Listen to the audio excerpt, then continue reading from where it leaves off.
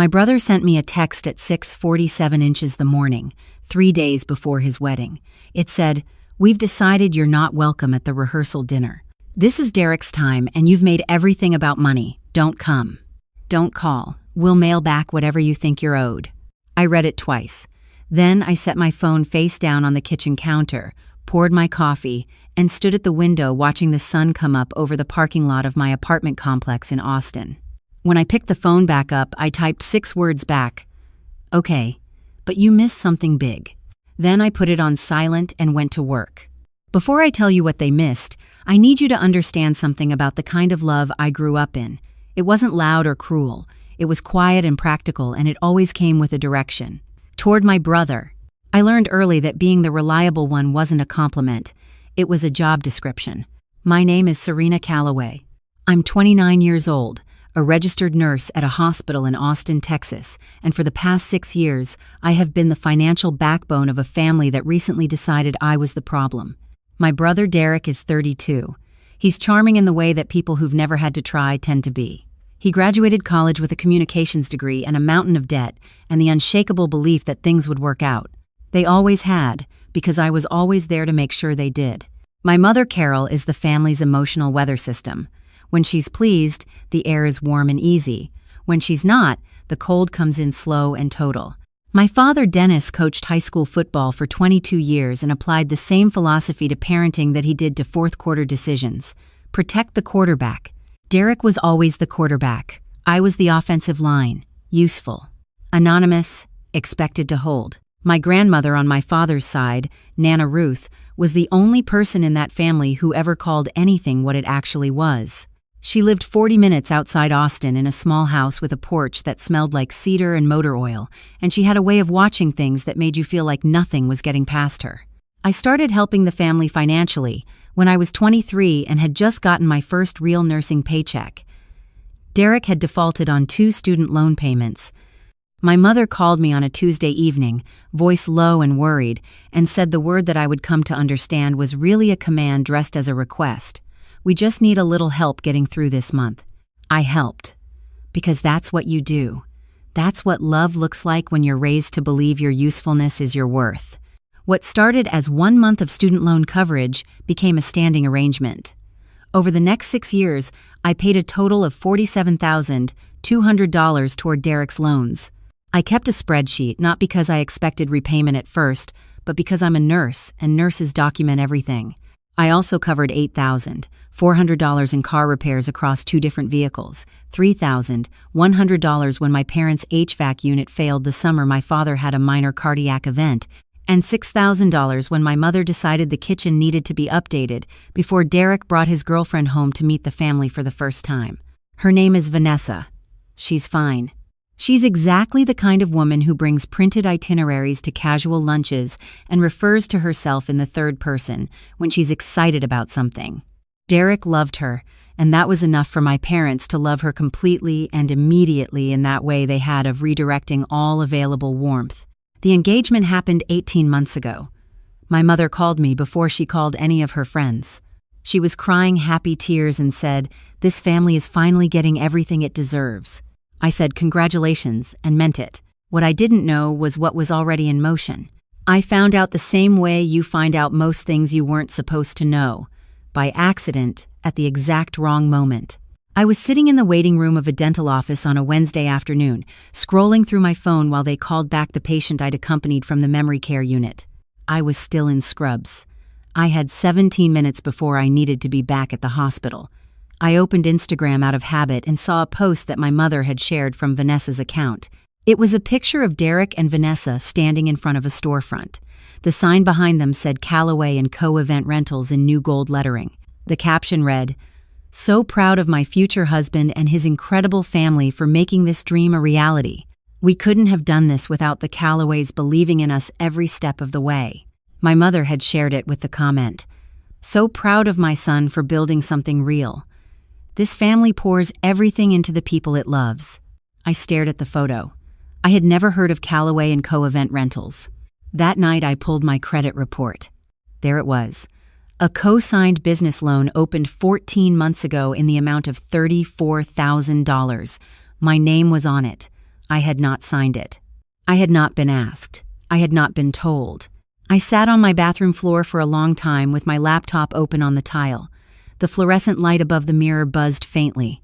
Outside, I could hear my neighbor's television. I kept refreshing the page like the number might change. It didn't. I went back to my spreadsheet. I added the loan to the column I'd labeled temporary. Student loans, car repairs, HVAC, kitchen. Business loans signed in my name without my knowledge. The total came to $98,700. The number didn't feel real, and then it felt very real, and then I understood that it had always been real, just labeled as something else: love, family, doing the right thing, temporary. I did not call my mother that night. I didn't call Derek. I opened a new folder on my desktop and I named it simply documentation. I spent the next 3 weeks being very quiet and very thorough. I pulled every bank transfer, every Venmo receipt, every text message where my mother had asked for money and I had said yes. I screenshotted the Instagram post. I requested a formal copy of the credit inquiry from the bureau, which showed my information had been used without authorization. I called the lender and asked for the application documents. They told me a co-signer request had been submitted using my social security number and date of birth. I also called Nana Ruth. I didn't tell her everything. I told her enough. She listened without interrupting, which was unusual for her, and when I finished she said, "How long?" I told her 6 years. She made a sound that wasn't quite a word. Then she said, "Come see me Sunday." I went. She had sweet tea on the porch and didn't make me explain again. She just looked at the papers I'd brought and looked at the number and looked at me. She said, "Your daddy knows about that loan." Not a question. I told her I suspected so. She nodded once and said, "All right." I didn't know what all right meant yet. I would find out at the rehearsal dinner. The wedding was scheduled for a Saturday in October at a venue outside San Marcos. The rehearsal dinner was Friday evening, hosted by my parents at a private room in a restaurant they'd rented for the occasion. 63 people on the guest list. Family, old friends, Derek's college teammates, Vanessa's enormous extended family from Louisiana. I had been told, 3 days before the event, not to come. My mother called 40 minutes after Derek's text to make sure I'd received it. Her voice had that particular texture it got when she'd already decided something was my fault. "Serena, you've been making comments about money for weeks, and Derek is stressed, and this is supposed to be a celebration." I asked her what comments. She said, "You know what comments." I didn't push it. I said I understood and that I'd give them space. She sounded relieved and said, "We love you. We just need this weekend to be about Derek." When she hung up, I opened my calendar and moved one appointment. Friday evening, I got dressed. I wore a dark green dress I'd bought for a work event and had never worn. I did my hair. I drove 45 minutes to the restaurant, parked 2 blocks away, and sat in my car for 11 minutes. The private room was at the back of the building, past the bar. I walked in like I'd been expected, which is the only way to walk into a room you weren't invited to. A few heads turned. My cousin Marcus caught my eye from across the room and made a face I couldn't quite read. My mother was standing near the far wall talking to Vanessa's mother. She saw me. The color left her face in layers. Derek was at the bar. He turned when he heard the shift in the room's atmosphere, the way a room changes when something unexpected enters it. He set his glass down slowly. I walked to the center of the room where the tables were arranged in a long U shape, the kind of setup that makes everyone face inward. A microphone stand had been set up for toasts. I picked up the microphone. "I know I wasn't supposed to be here," I said. My voice was steady. I had been practicing being steady for 3 weeks. But I figured since this family is celebrating everything it's built, I should be part of that, because I helped build it. My mother took one step toward me. "Serena, this is not—" "I'll be quick," I said. I reached into my bag and pulled out a folded stack of papers. The room had gone very still. Vanessa's relatives looked at each other. Derek's jaw was tight. 6 years ago, I started helping this family financially because I loved them, and I believed them when they said it was temporary, I said. Student loans, car repairs, home repairs, and a kitchen renovation so the house would look nice when Vanessa came to visit. A few heads turned toward my mother. She had her arms crossed now, chin up, the posture she used when she was deciding whether to be wounded or furious. "I kept records," I said, "because I'm a nurse, and I document things." I unfolded the first page. the spreadsheet, and held it up. $64,700 in direct payments and transfers over 6 years. I have receipts for every single one. A murmur went around the room. Derek said, "Serena, I'm not finished." I unfolded the second document. 14 months ago, someone used my social security number and my date of birth to co-sign a $34,000 business loan for Calloway & Co. event rentals. I let that land. I did not sign that application. I was not asked. I found out 4 weeks ago when I pulled my credit report. The room went from murmuring to silent. Vanessa made a small sound. Her mother put a hand on her arm. My father, who had been standing near the back with the rigid stillness of a man who knew something was coming, said, "That is not what happened." "Then explain what happened," I said. He opened his mouth, closed it. My mother's voice came out thin and sharp. "You are humiliating this family in front of guests." "I'm clarifying the finances," I said. "You told them this family pours everything into the people it loves." I wanted to make sure everyone knew who did the pouring. Derek stepped forward then, and his voice had the careful volume of someone trying to sound calm.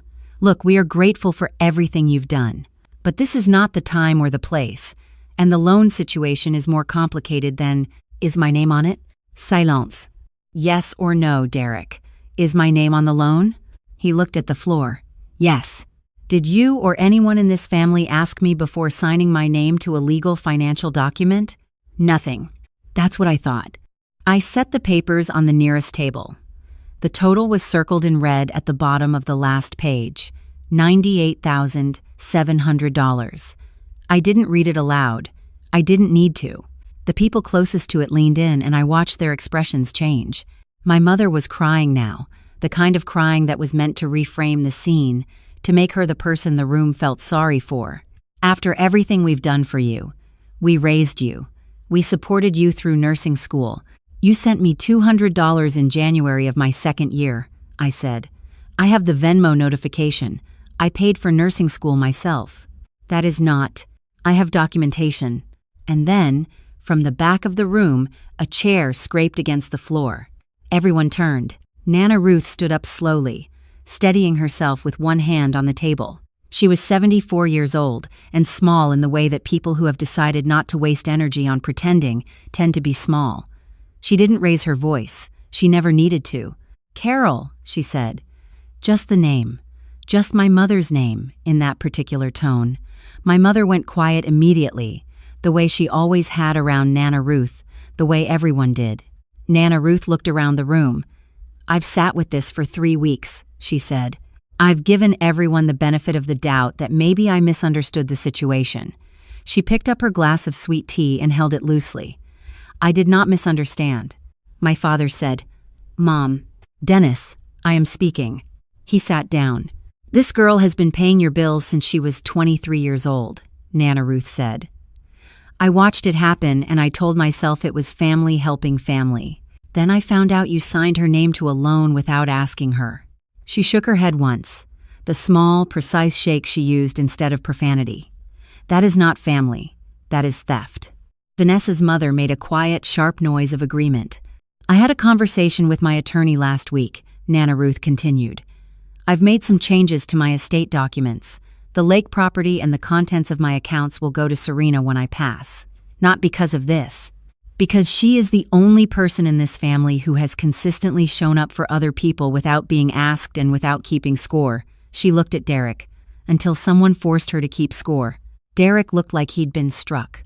Vanessa's hand was on his arm. Neither of them spoke. Furthermore, Nana Ruth said, "If that loan is not removed from Serena's credit and if she is not reimbursed in full, I will be making a call to an attorney about the unauthorized use of her financial identity. I have already spoken to one about what that would cost your little business." She sat back down, picked up her sweet tea, took a sip like she'd just commented on the weather. The room was absolutely still.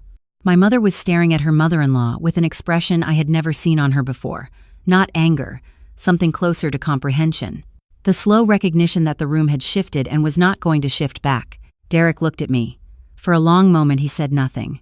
Then, "Serena, I'm sorry." His voice cracked slightly at the end. "I believed it was real. I also understood that sorry and accountable are not the same word. I picked up my bag. "I hope the wedding is everything you want it to be," I said. "I genuinely mean that." And I walked out. The night air outside the restaurant was cool and smelled like cedar chips from a landscaping bed near the entrance. I sat in my car for a moment with the engine off. My hands were shaking slightly, the way hands do after something releases. I had not cried inside. I cried a little in the car, briefly, the kind of crying that is just pressure leaving. Then I drove home, ate leftover soup, and slept 8 hours straight for the first time in months. 11 days later, I received an electronic transfer. The memo line read, "In full." The amount was $98,700. No message attached, no apology, no explanation.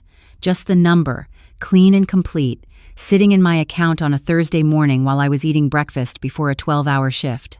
I stared at it the way you stare, at something you worked for so long, you'd half convinced yourself it wasn't coming. Then I closed the app, finished my coffee, and drove to the hospital. A week after that, I drove out to Nana Ruth's. She was on the porch, same as always, cedar and motor oil, and the sound of something moving in the trees at the edge of her property. I brought her a bag of the lemon cookies she liked from a bakery near my apartment. "They paid," I told her.